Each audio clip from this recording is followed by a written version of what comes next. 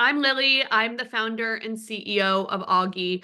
I'm also a mom to a 3.5-year-old. I'm also pregnant, so I will be winded. And I want to start by thanking each one of you for taking the time to be here. I know, and I know Sarah knows how precious your time is as a parent, especially if you're in the thick of early parenthood. Auggie was built to be a home for parents, to make them feel seen, whether you're running on 3 hours of sleep or sitting in the fog of postpartum. This is your space. Today, we're leading into that mission with open hearts and an honest conversation. So, Sarah, I just finished the Motherload, your memoir. I had a lot of reactions. Some moments felt painfully familiar, others felt wildly far from my own experience. But what stuck with me and what brought us here today is the rawness of your story. You don't flinch. You describe parts of motherhood we're often too ashamed or too afraid to say out loud: the rage, the numbness, the darkness, the feeling like you're a stranger in your own life. So we're here not to judge, not but to listen, not to debate, but to connect, and most importantly, to say you're not alone. So with that, it's my honor to introduce our guest today, Sarah Hoover. Hi, Sarah. Hi, everyone. Thank you for being here. Thank you for having me. Of course. And Sarah, I want to start by talking about your friend group. When I had my son, I was the first among my close friends to become a parent, and I was sent those intense spreadsheets and of product recommendations of things I needed to buy. But then I was completely rocked by postpartum depression, which we talked a little bit about earlier, you and I, and we can get into it more. But what was interesting is that as my friends started to become parents and have babies too, postpartum depression and postpartum anxiety, and sometimes even psychosis, became a part of our regular conversation. We talked about it openly, messily, constantly, and still do. In the Motherload, your experience feels incredibly isolated. And I just wanted to talk to you about that and get your experience because I wanted to like reach out of the book and give you a hug almost. So can you talk about that isolation and why you think your village wasn't able to show up properly? Yeah. I had my first baby in my early 30s, which in New York I think is standard, and I was probably a little on the young side because I also didn't have many friends who had had kids, or if I did have friends that had kids, they were like 10 years older and they had 8-year-olds or something, and they were not you know, like just fresh out of pregnancy. So I didn't have a lot of really intimate sounding boards for what I was going through. And I think, I really like believed the hype I would see on Instagram or watching movies, absorb different kind of cultural touchstones in media of what like pregnancy and being a new mom was supposed to look like. And I felt so different from that expectation that I was really like embarrassed of myself. So I think even if I had had really good friends, really close friends that I felt safe with who also had kids, I would likely have been too ashamed to really like share my truth with them. I mean, if you haven't read my book and you don't know, like, um, I did not feel connected to my son at all when he was born. I didn't feel like love for him or curiosity about him or any sense of joy that I had a kid. And new motherhood was not fulfilling for me. Yep. I think that's And really relatable for a lot of.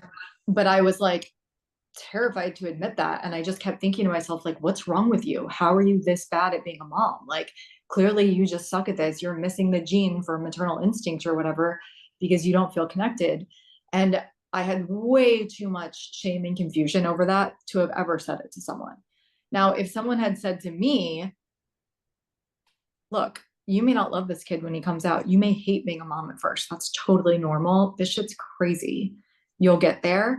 If one person had said that to me, I think it would have been different. I think I could have felt more able to open up. And that's why I wrote this book, Yeah. because no one was saying that. And I'm sure at least one of my friends or someone I came across felt it. And I really wrote the book that like I wish I had had at that time, and that I think would have been at least somewhat of a solace to me because I felt very alone in my feelings. So I imagine since writing the book, because exactly what you said is actually the first thing that I highlighted. And, when they put the baby on my body, I looked down at him, my heart sank. I felt nothing, no overwhelming love or happiness, no excitement. I 100% related to that. And I Mm. have to imagine that since publishing the book, you've heard from people out of the woodworks and like countless amounts of parents who've had a similar experience. So it's one thing to say to them, like, you may experience this and that's normal. But what else would you say to them? Like, what should they know about that moment, not just about emotionally, but maybe like how to prepare for it without the shame?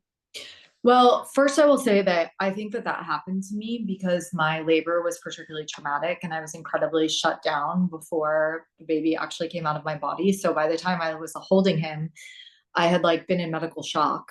And I remember saying to myself, and by the way, like nothing weird happened in my labor. Like alarms didn't go off. I was never in medical distress. I didn't have to have an emergency surgery or anything like that. Like no one besides me and my, sort of irrational brain thought that I was going to die. And yet it really messed with me. And call me fragile, call me weak. I don't care. It is what it is. It sucked. No. And I felt terrorized by labor. I hear this a lot from women now because I'm meeting hundreds and hundreds of women on this tour. And I hear over and over how traumatic very normal labors are for women. That's like a whole where we can get into that. But had I experienced a more like caring and positive labor and delivery, I think that when my baby came out, I might have had a chance to feel more connected to him. And I don't know what your experience was, or other people who maybe didn't feel connected to their kid at first. I haven't been able to find any like studies on this, but I would not be surprised if traumatic birth was somehow, correlated with an inability to feel connected to the baby. Because I Yeah. remember the moment during my birth where I said to myself, I'll tell you exactly what happened. This is in my book. You can read it in great detail, but basically, the doctor performed a small procedure on me when I was in labor, that was incredibly painful for me. It's not painful for everyone, but it was for me. And it was shocking and scary and miserable. And I like freaked out and was screaming and crying and shaking. And I looked at her and was like, why did you do that? Basically. And she looked back at me and she said, I've done that 2 other times today and no one else complained but you. And Yeah. my like heart sank in that moment. I felt so gaslit in Yeah. retrospect. And I remember saying to myself, this woman does not care how this labor and delivery makes you feel. This is not a safe place for you. And you're alone. And And what a horrible feeling because you're so vulnerable in that moment and nobody's totally advocating for you. You have no no. idea what's normal versus not normal. And so, had someone been advocating for me, like if I had had a doula or someone like that in the room, or a doctor that practiced a more, empathetic and sort of trauma informed type of care, she could have given me, she could have said to me, this procedure can be like incredibly painful and uncomfortable for women. I mean, for me, it triggered memories of a sexual assault I'd experienced. She could have said, all this could be really triggering. We can give you an epidural. We can do this. We can do that to make it more comfortable. But even just the expectation that it might hurt, or knowing that it might be painful and that I wasn't like a freak for feeling pain and for feeling afraid, would have been a balm to me, would have made me feel better. But in that moment, I was like, you need to steel yourself, because you're about to go through hell and you might die here and no one cares about you. They only care about getting this baby out one way or another. And you need to be ready for that. And I like shut my brain down on purpose against feeling kind of anything. I was like, I don't want to feel afraid. I don't want to feel joy. I don't want to feel sad. I just want to get through this. I need to like motor through the next whatever hours. And I couldn't turn that off once I had turned it on. And when they pulled the baby out and put him on my body, like there was no, how could I find joy when I had just been through all of that, So I don't know, Lily, like how it was for you, but I often think that a traumatic birth is very related to an inability to connect to a baby at first. I wish someone had told me that. I would have prioritized the kind of care I received better. I would have prioritized having a doula. There are things that I would have done with like, not just in that moment, but I would have prepared very differently had Me too. known that connection. Me too. And I'll tell you about my experience just really quickly. And it's funny They- because I was at breakfast with Nanit today, and just everybody at the table was talking about their birth experiences. Mine was I pushed for 4 hours and ended in an emergency C-section the night of the nurses' strike when some of the nurses didn't want to get the COVID vaccine. So incredibly Ooh, short-staffed. And I saw the doctor who I had never met because it was Labor Day weekend. My doctor wasn't there. Um, for a total of like maybe 10 minutes when I was pushing for that 4 hours. So yeah, I don't know how that impacted my experience, but I will say for people listening, if you are expecting, um, I felt signs of PPD probably at like 6, 7 months pregnant. And in hindsight, I wish I took those cues as not being quote unquote normal, because this time around, I went on Zoloft and I'm not going off of it. And it's drastically changed my experience, I think, this time. yeah. One question I had for you, there were two people I wanted to know if you've heard from since writing the book. And the first was that doctor. Any word from her, right? No, I haven't heard from that doctor. After I wrote the I'm sorry, not after I wrote the book. After I gave birth, I sort of gave her like another chance to see Yeah, you if went back to her. You write about yeah, that. Yeah. I went back to her to sort of like, and I asked her, I'm not sure if it's in the book, but I remember saying to her, like, this doing these few things to me, because there are other things. She gave me a husband stitch. Um, I remember her like stitching me up Mm-hmm. after the birth, and she said, you don't really need a stitch, but I'm giving you one mostly for him, and pointed at my husband, and we both sort of looked at each other like, what?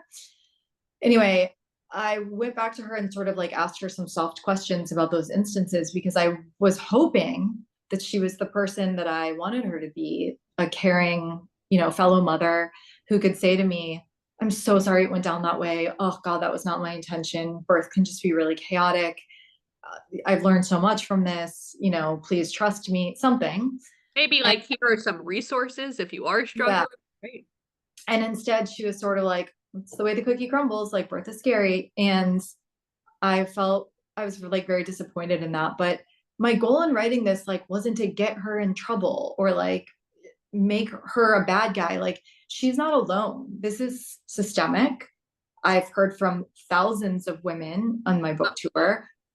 Almost everyone has a story. Yep. The degree to which it traumatized them may be different, but most women who have given birth, especially in hospital settings, have a story. And the way that the medical system treats women is abhorrent. It's worse, as we know, statistically, it's much worse for women of color. Like it's not good anywhere. No. And it really stems from this kind of patriarchal training that all doctors have to go through, whether they're male or female.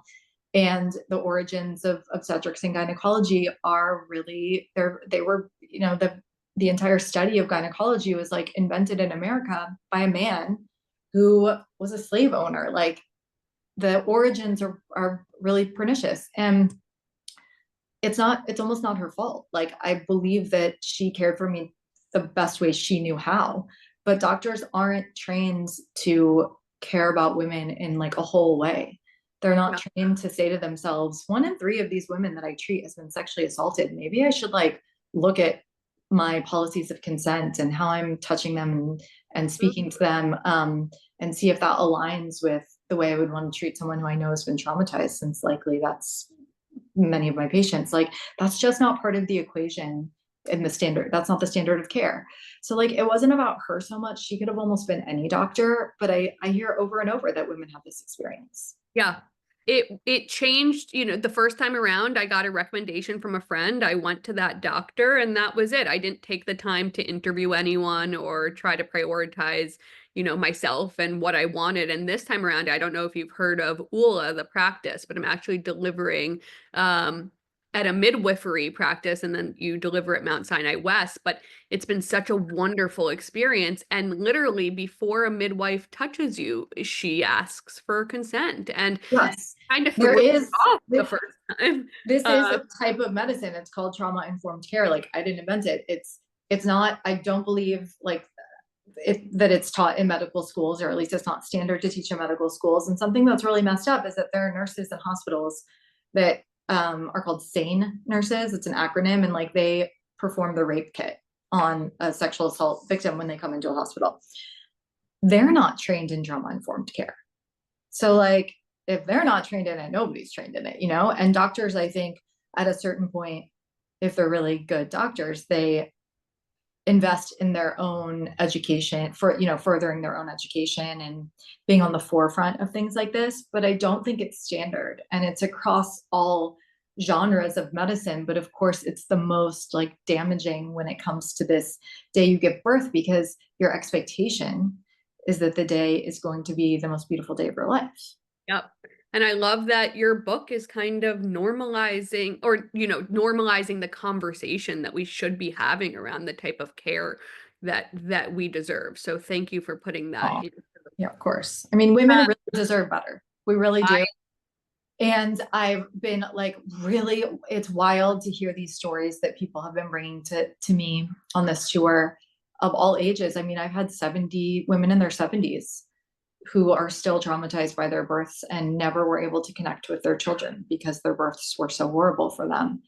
And I just find it completely unacceptable. Like, shouldn't have to live like this to further the future of our species, the greatest gift that we can give to humanity. And like, and we have to suffer. It just makes no sense to me. It's really abysmal.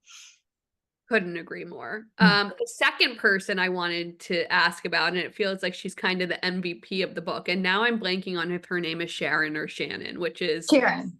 Sharon. Okay. So your baby nurse, she Yes. seemed wonderful. And given how, Oh, and this is not to wonderful. place any blame, right? But given how much time you spent together in those early months, I kept wondering, did your mental health crisis never come up? Because I can't imagine you were her first experience witnessing a mom who was suffering. So I was curious, like, have you had a conversation with her since the book came out? And if so, what was that like? I mean, yes, many.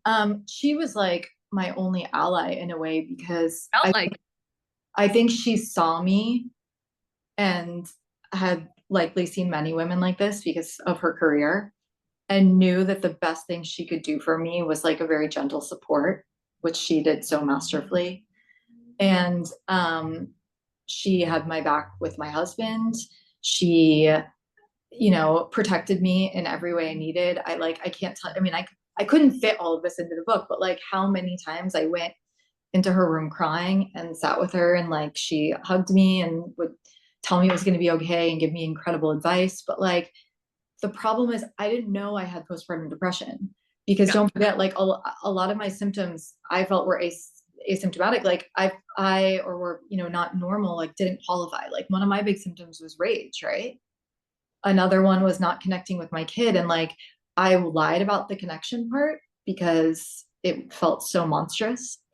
And the rage thing, I think, was obvious. I mean, I never felt rage at her and I never felt rage at my child, but I hated my husband.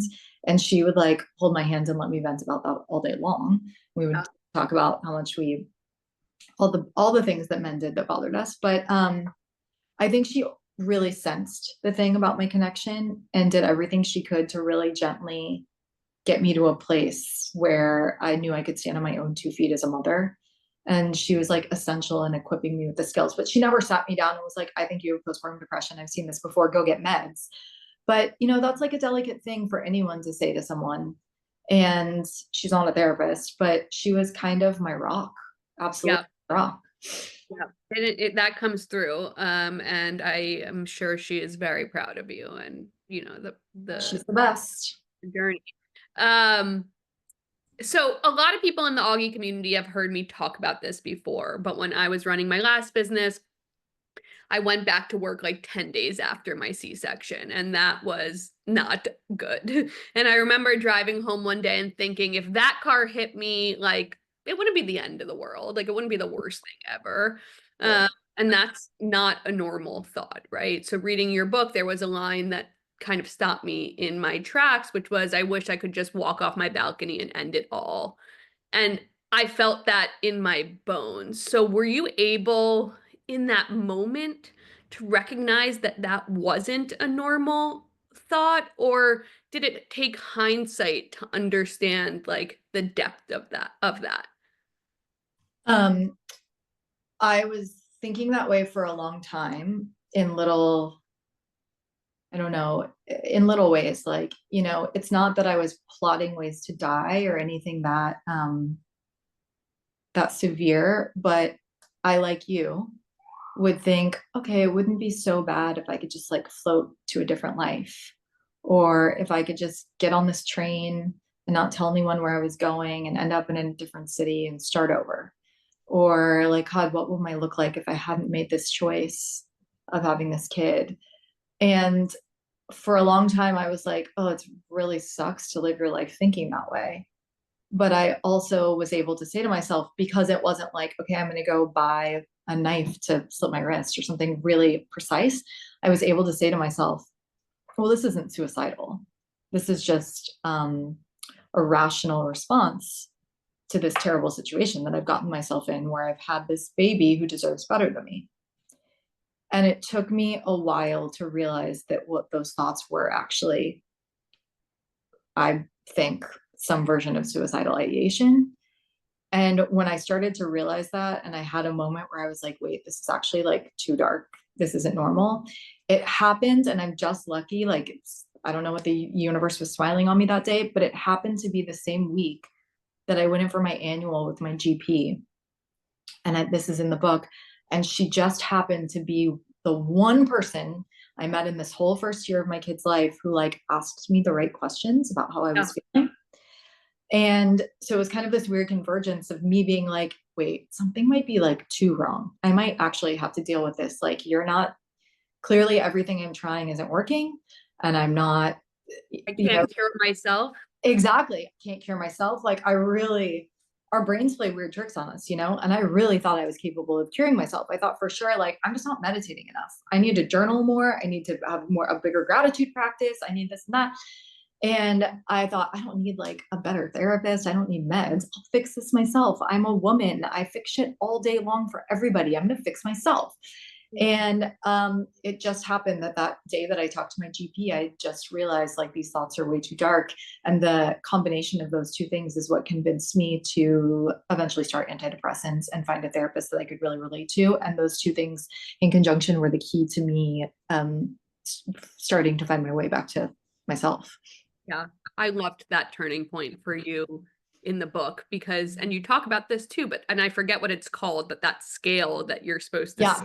Yeah, The Edinburgh postnatal depression scale. exactly. Or when you go into the pediatrician's office and they're like, how are you feeling? And you're supposed to like circle a smiley face or a sad face or like one Right. in the middle. I'm like, where's the suicidal one? Right.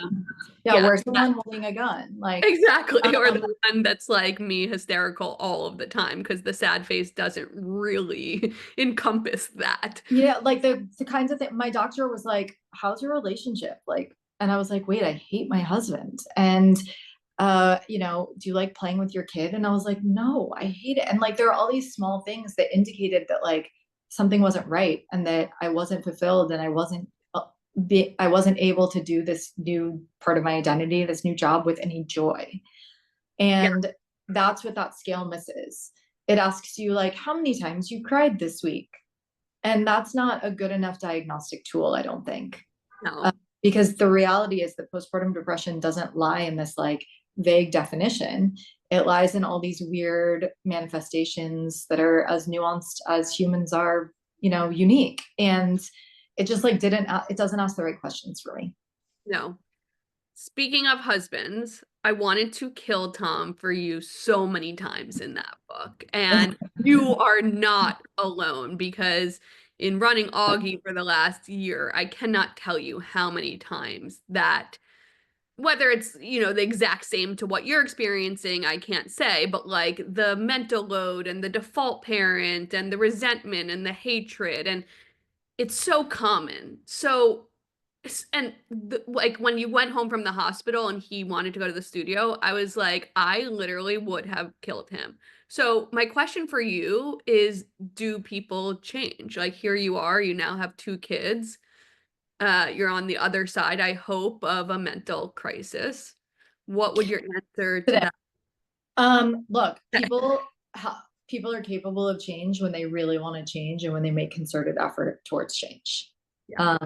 And I think it's possible, but I think it takes a lot of work and willingness to be incredibly critical of yourself and hold up a mirror. And it's just so much work to become a better version of yourself.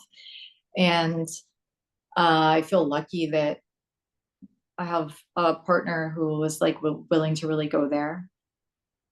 It's frustrating that it took me having a literal mental breakdown um, to have him understand the person I needed him to be and what an equitable partnership really looked like. But I also realize how much of a disservice our culture does for men and fathers. Talk And, more about well, I don't know. I was just posting this on Instagram and I don't know if it like resonates with anyone, but I was thinking to myself, like, I never read books from women's points of view in high school. I that. read the Odyssey and the Iliad and a Scarlet Letter, which is weirdly written by a man. But it took me until my own like self-education, until college, until I was like old enough to drive myself to a bookstore to find Sylvia Plath or Virginia Woolf or these incredible examples of literature that define kind of the span of like what a woman's internal life often looks like. And our culture does not necessarily like breed curiosity about what it's like to be a woman.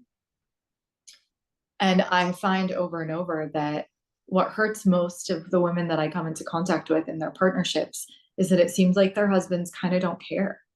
Yeah. It seems like they really can't relate. Obviously, they will never have the firsthand experience of giving birth and having a baby. That's a given. But it seems like on top of that, they also don't prioritize becoming empathetic towards that experience. Hmm. And I'm like, well, they haven't had any training to like care about what it's like in a woman's mind. So how would they even begin to crack the code and Hmm. begin to wonder? So there's that. I think in general, culture doesn't prioritize men being empathetic. I think that, the like traditional male role is not one of caring and nurturing. That's kind of our job. And we are so well trained and we do it so well that men don't even have to pick up our slack half the time. So I kind of, in a way, I don't feel bad for him. I skewered him in this book for a reason. Yes, you did. Took him to task. But I do feel that culturally in general, we're not doing a good enough job of giving men the tools to be the kind of partners we need. Yeah. And like, I don't know, there at some point, look, I like decided a long time ago not to be embarrassed about anything in this book. And ever since I've said to myself, like, feeling shame got you nowhere. So let it go and just live your truth as best you can. I have been a lighter, happier person. So highly recommend to everyone. But there is a world where like some of my husband's actions in this book did bring shame to me, and like a different kind of person wouldn't share them publicly. But what, in my experience, almost every woman that I talk to has a similar tale with their partner. And like, embarrassing or not, I just knew that I wasn't alone in dealing with men in this way. And it was really important to me to share because it's like you're just so in it with your husband in that first year, if Yeah. you're in a hetero relationship at least. And I don't know, I was so profoundly let down by that. And I like want to do everything. I think men should read my book, it's been, I think, mostly read by women and most readers are women. Um, and the most responses that I get are from women, but like, it's an instruction manual for what not to do when your wife is pregnant. Literally. It's like if you do one thing right, read this book if you're an Right. expecting father. Um, yeah, that's a really interesting point. We are instructed to take these pre-birthing classes and talk to our OBs if they're willing to be vulnerable with us or compassionate or empathetic or whatever it is. But really, I had to force my husband to do some of these things along the way. And I feel like there should be a manual they need to read or follow. And maybe that's your book. How lucky you have two kids now, right? So Yes. a boy and then I have a little girl who turns 1 on Friday. sweet. And so how lucky for Guy to have you as his mom so that he has this playbook. You For know, it's hard, like raising boys and raising girls. I mean, there's different expectations that I want them to both live free of. I look at my daughter and I mean, I remember the moments in my life where I first recognized myself as an object and yeah, that men considered me an object, or that men, I remember like getting checked out by men when I was like 11 or something and being like, oh, something's up here, and understanding power dynamics and how they did not favor me. And I like want to protect her from that. Like, I don't know if I can change the world for her, but I want to give her the tools to manage it, which I didn't have. Like, I interpreted those moments as me not being worth more respect than that. And it harmed my self-esteem. And I don't want that to happen to her. And on the flip side, I want my son to like understand consent and what women go through and how difficult it is to be a mom, even a mom who's as fortunate as I am. And like, I think all of that just involves so much more communication and talking than someone like, I'm 40, so someone of my generation maybe was used to. And like, I grew up in the Midwest in Indiana. Like, I'm really close with my mom. I love my parents, or I'm close with both of them, but I have a more friend relationship with her. But these topics were not part of our dialogue when I was like a teenager, you know? yeah. Well, I hope the narrative is changing, and it takes parents listening to conversations like this to be Right. feel able to have those conversations. Right. Um, I just learned the stat around how many kids are actually molested. I think it's like 1 in 4, I want to say. And now, not all the time, but I am talking to my 3.5-year-old. Like, if somebody says they want to touch your privates and they say, don't tell mom, you can always tell mom. And it's conversations. I don't know if that's the right thing to do, but it's what I'm doing. And there are so many other little things I feel like with sons and daughters, we can teach them that aren't normal, like being checked out when you're 11, which I also can relate to. Yeah.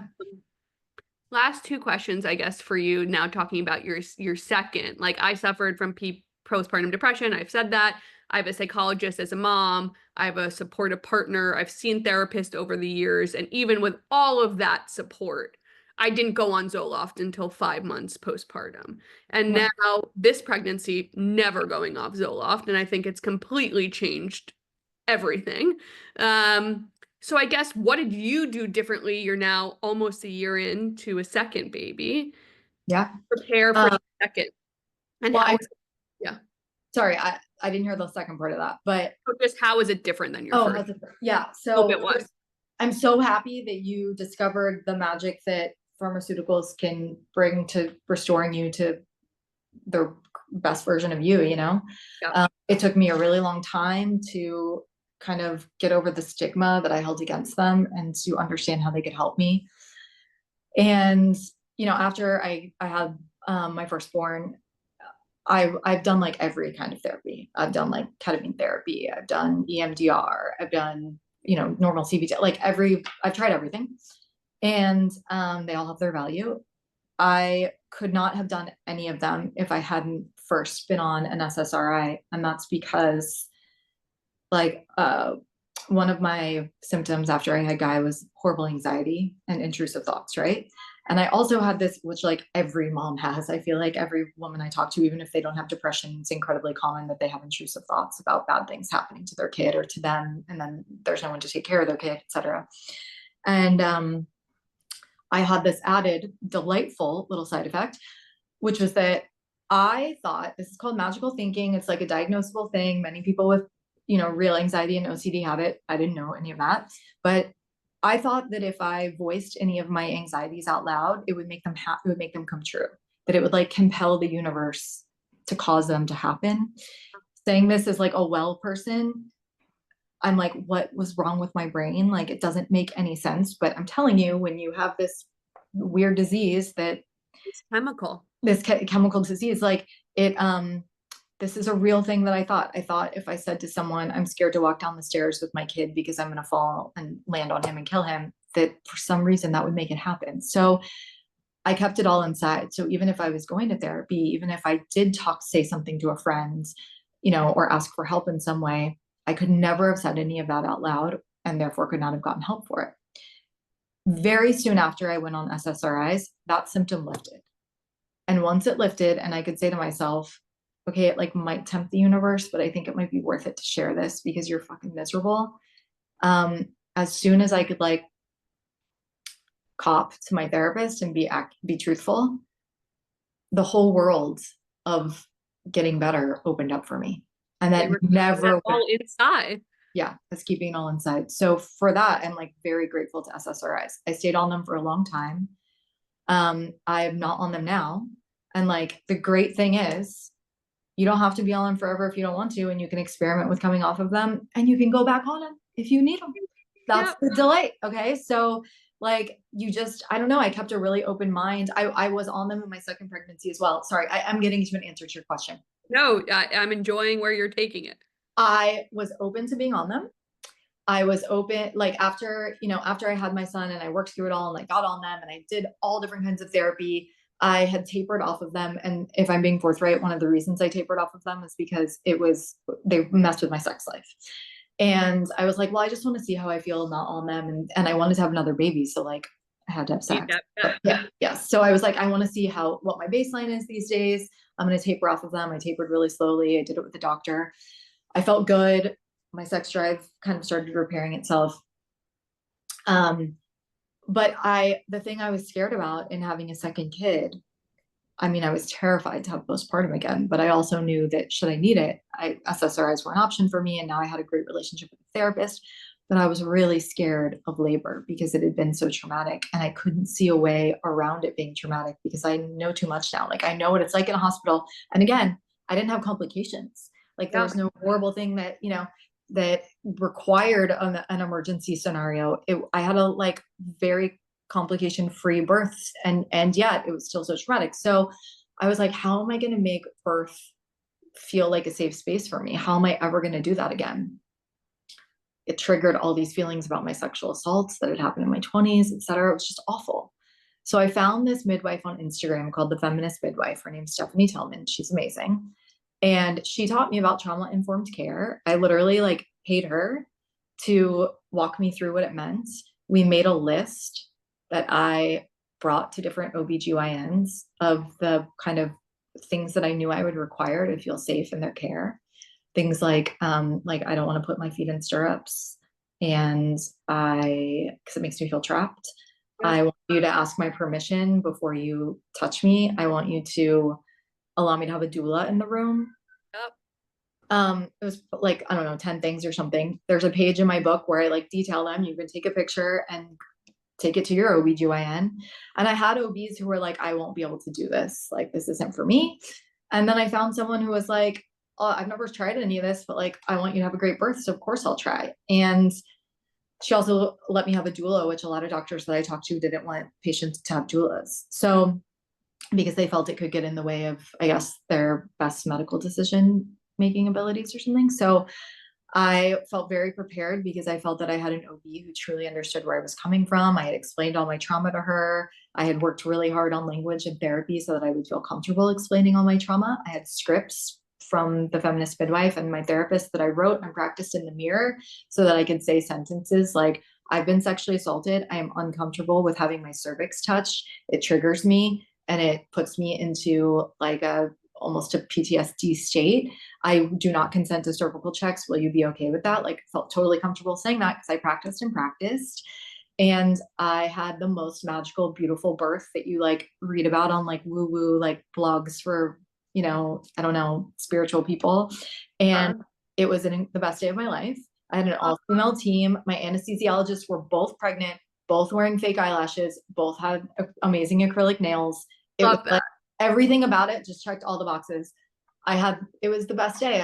I fell in love with my daughter the way that I was supposed to fall in love with my firstborn. And I really think it was because I worked so hard to have that birth be a scenario that wouldn't traumatize me again. And so glad you got that experience. And I'm proud of you. Thank you. It takes advocating for yourself though. And I didn't know how to do that the first time. And it's like the mark of being a real adult, I feel like, is learning what your boundaries are, what you're comfortable with in your body, what just simply doesn't work for you. And like, you can't change other people. but you can know yourself Put in the work. and yeah, put in the work to really know and to be like, I don't want my cervix touched. I don't want to have any procedure done without pain relief. I don't want X, Y, and Z. And then stand up for yourself when you're in those situations. But it takes so much work and practice. Like women are not trained to be advocates for themselves. They're trained to be polite. So you have to unlearn a lot and relearn it. And I really put in the work to do that. And it really benefited me. And I haven't had any depression since I had my kid. I've had a little anxiety, but I also know now what it looks like when it's when I'm like dysregulated and when the anxiety is edging towards irrational. And I like schedule therapy, or if it got bad, I would go back on antidepressants. Who cares? Yeah. No problem, you know? All Yeah. right, last question. I'm so curious. Biggest surprise that came from writing the book? Honestly, I the biggest surprise to me has been the response from other women. Like I kind of thought that there would be women who are like, it's all beautiful and perfect for me, and like you're ungrateful, or who felt like almost who would feel offended by my take on things, like it meant that I didn't appreciate what I have, or that there would be women who would sort of denounce it because like I had help, I had a baby nurse, you know. um and instead, and I was prepared to have all of those conversations, I'm interested in them, but I haven't really gotten any of that. What I've mostly heard from people is that they're really frustrated by how our culture has let them down, and Yeah. how they don't feel acknowledged for the incredibly hard emotional and physical work that is giving birth, making a baby, giving birth, and being a mom. And they're like desperate for people to turn that narrative around. All right. Well, I'm so glad that was the response. I'm now going to gift this to expecting dads. I think that that's a great tip. And Sarah, the vulnerability and the honesty is so appreciated. And thank you for your time. And I can't wait to see what you write next. Thank you so much. Thank you for having me. And thanks everyone for being here. It means a lot to me to get to share in this experience with you. Have a great day and happy birthday to your little girl. Thank you. Bye. Bye.